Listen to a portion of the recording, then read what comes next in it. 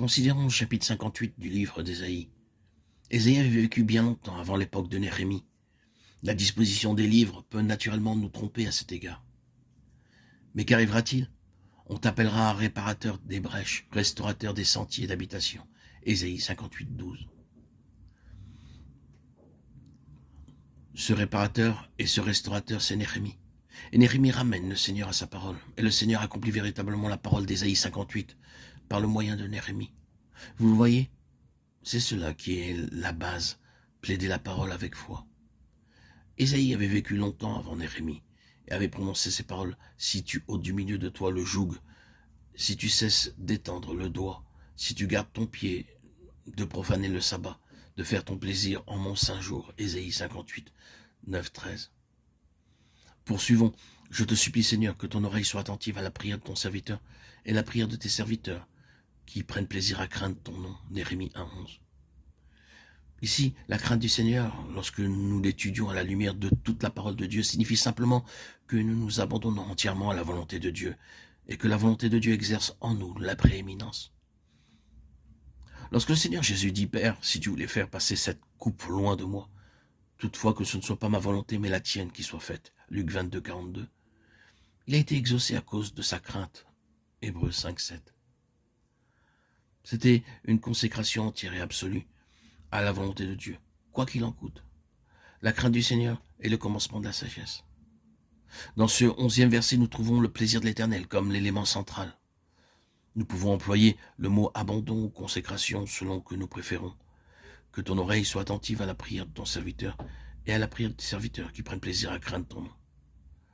C'est cela l'abandon au Seigneur, l'entière consécration au Seigneur.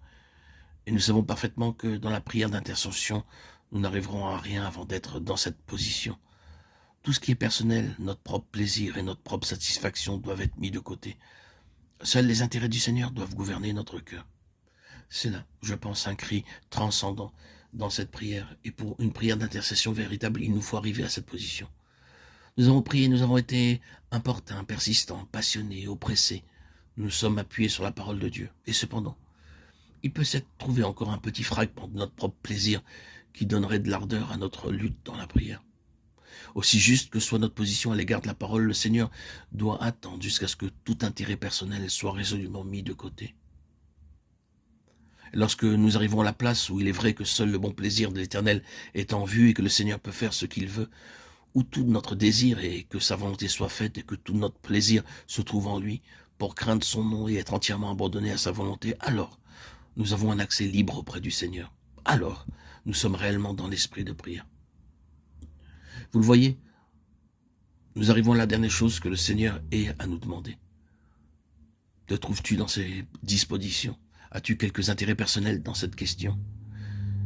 Il faut alors que notre cœur soit éprouvé, afin que nous comprenions si c'est notre propre désir que nous voulons satisfaire ou bien si c'est uniquement celui du Seigneur.